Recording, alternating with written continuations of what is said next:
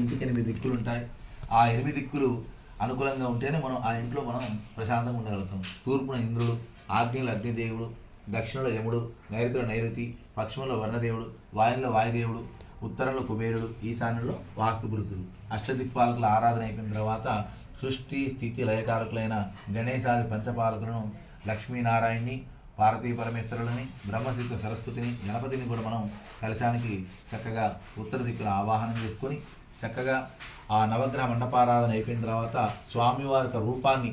ఒక బంగారంతో పావు కరసం కానీ అర్ధ కరసం తుదకు ఒక కరసం బంగారంతో అయినా బంగారం కలవాలి దాంట్లో. ఆ రూపానికి మనం పంచలోహాలతో మనం చక్కగా స్వామివారిని మనం రూపాన్ని ఏర్పాటు చేసుకొని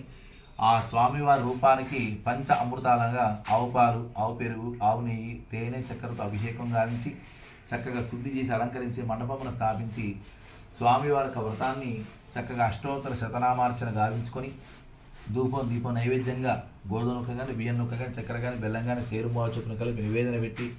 బంధువులకు మిత్రులకు భోజనాలు ఏర్పాటు చేసుకొని బ్రాహ్మడికి యథాశక్తి దక్షిణలు ఇచ్చుకొని ఎవరైతే